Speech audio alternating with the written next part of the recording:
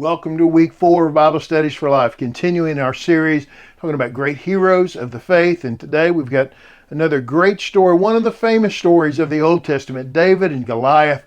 Great story. So look, it's great to go through these old stories. Sometimes, though, our familiarity can lead us to kind of not think about some things like we ought to. So I encourage you to read the entire story, 1 Samuel 17, read that whole chapter. Get a sense of that whole story. You can even read 16, 17, 18 just to kind of get a sense of everything that's happening right in that section. That'll help you as you share this story, okay? Before we dive in, be sure that you subscribe if you haven't already. Hit the like button, thumbs up. You've got a question, comment, tell us where you're watching from, put that in the comments, and then share the video with somebody else. Appreciate it if you'll do that. If you want to support our ministry, you can go to give.exposedtochrist.com to do that. Okay, here we go. We're going to look at 1 Samuel 17. It says, the Philistines were standing on one hill, and the Israelites were standing on another hill with a ravine between them. Okay, this is the battle with the Philistines. Now, one thing we should know is that the Israelites have been battling the Philistines often. In fact, it's in maybe a couple of chapters earlier, but they had this big battle, and the Lord told them to wipe out the Philistines, and Saul didn't do it. And that, in essence, became the point where the Lord said, okay, Saul, I'm done with you. And the Philistines were constantly a thorn in their side until this, right? Then a champion named Goliath from Gath came out from the Philistine camp. Look at this. He was 9 feet, 9 inches tall. 9 feet, 9 inches tall. Most of your ceilings in your homes are 8 feet. This guy had his head stuck into the rafter beams of your house. I mean, he was a big dude. He wore a bronze helmet and a bronze scale armor that weighed 125 pounds. He's carrying an extra 125 pounds of armor on his body, right? Bronze armor on his shins and bronze javelin slung between his shoulders. His spear shaft was like a weaver's beam, and the iron point of his spear weighed 15 pounds. In addition, a shield bearer was walking in front of him. So who's this guy that walks in front of him? Or the shield bearer that walks in front of him? I mean, he looks like a midget, and he's probably 6'5", right? But he looks like a midget, okay? He stood and shouted to the Israelite battle formations. Why do you come out to line up in battle formation? He asked them. Am I not a Philistine, and are you not servants of Saul? Choose one of your men and have him come down against me. So here is the challenge, right? Choose somebody. Let's go one-on-one. Let's see who wins. Let's do it. Great challenge from Goliath, right? He is the giant Goliath. He is the Goliath. This is the story you think about. This is one of the most referred to stories in all of the world.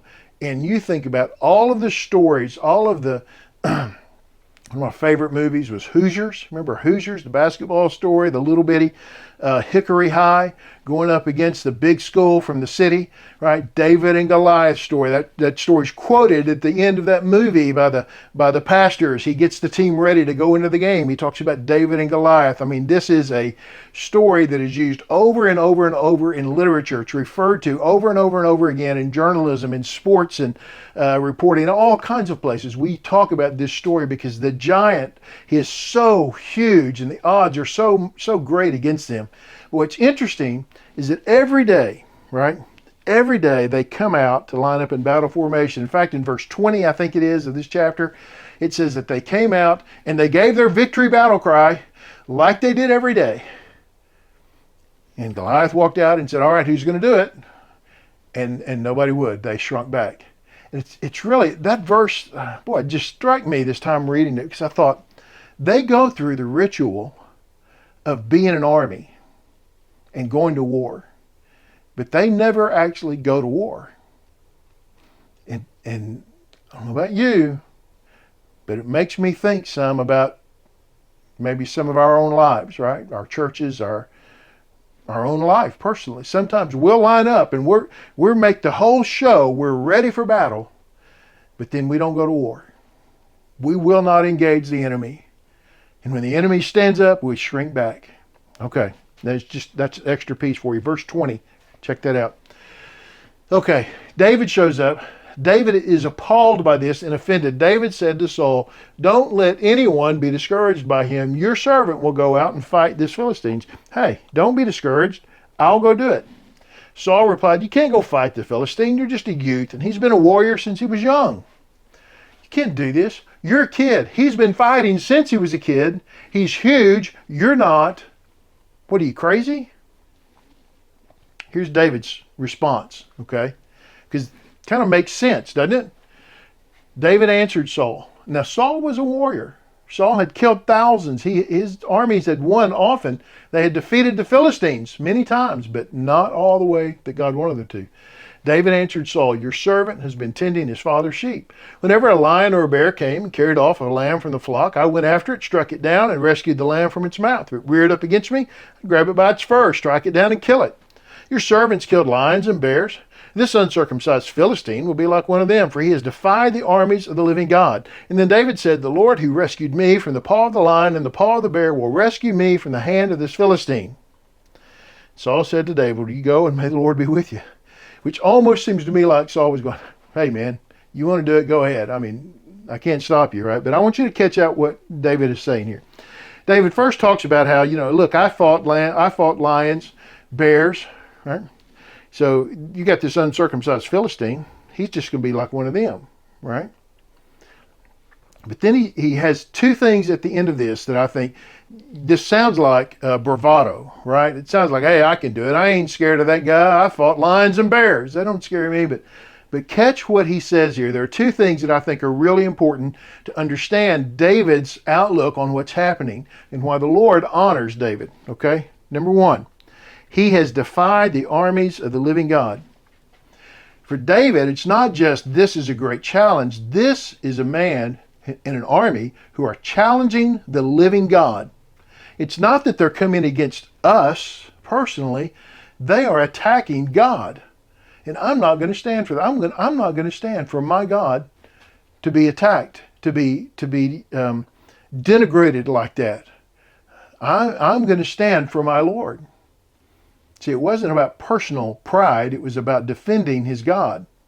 And the second one is, look what he says here. The Lord who rescued me, right? He will rescue me from the hand of this Philistine.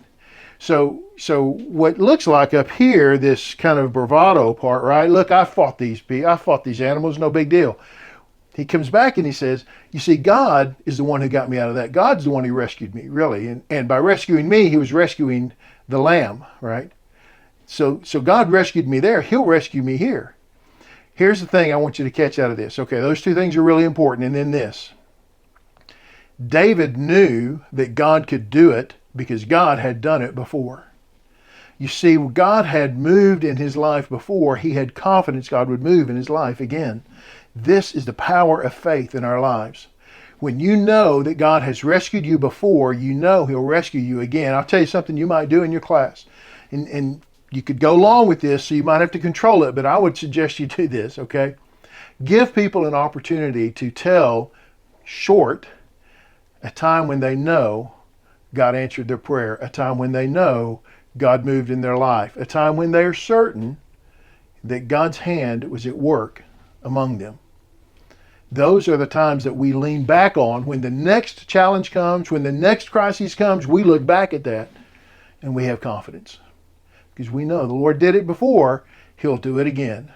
He did it then, he'll do it now. That's all David said. The Lord rescued me before, the Lord will rescue. This past tense leads to the future tense. He rescued, he will rescue. Okay? Then, here we go. David said to the Philistine, now this is great. He says, you come against me with a sword, a spear, and a javelin, but I come against you in the name of the Lord of armies, the God of the ranks of Israel. You have defied him. Okay, you find out in that middle part there that David took the armor of Saul. He's like, I can't wear this. It was too big for him. It was bulky. He said, I don't need that. He just picked up his stones, right, and his sling. So here's the Philistine, and he's got his sword and his spear and his javelin, but he says, look, I'm just coming against you in the name of the Lord of armies, the Lord of hosts, the God of the ranks of Israel. I'm coming at you in the name of Yahweh because you have defied him. You've defied him. Today, the Lord will hand you over to me. Today, you catch this? today, I'll strike you down, remove your head, and give the corpses of the Philistine camp to the birds of the sky and the wild creatures of the earth. Then all the world will know that Israel has a God. And this whole assembly will know that it is not by sword or by the spear that the Lord saves, for the battle is the Lord's. He will hand you over to us. The battle is the Lord's. All the world will know. Friends, we need to be involved in more battles where the only way we can win is if God moves. The only way we have any hope is if the Lord does it. And too many times we look and we make sure we've got, and look, you got to count the cost. You need to know what it's going to cost, right? You need to know what it's going to take. But too many times we count the cost with the idea of deciding whether or not to be obedient. And when the Lord talks about counting the cost, when Jesus gives that deal about counting the cost, it's not deciding whether or not to be obedient. It's knowing I'm going to be obedient. Here's what I must sacrifice, and I'm willing to do so. We need to walk into battles knowing we're going to have to give everything, and even then, the Lord's going to have to make up the difference. And that's David, right? I'm going to give everything I've got, but the Lord's going to have to make up the difference because the Lord is the one who's going to win this battle. The story of David and Goliath is not a story about what a great warrior can do when he just gives it everything he's got, even against the biggest, baddest opposition. All right? That's the way that story always gets told when we retell it, when it's the Hoosiers or when it's some other thing that's happening in sports or wherever else. But the story of David and Goliath from Scripture is about how God can use even one who is incapable of victory, but because the Lord is there, he's capable. And only because the Lord is there, and the Lord is the one who wins the victory. In this story, our praise does not go to David outside of his faith. The glory is the Lord's, and his alone. Hey, thanks for watching. Appreciate you doing that. Thanks for teaching. Those of you that are doing that, God bless you. Be sure and subscribe, like, comment, share with somebody else. We'll see you next time.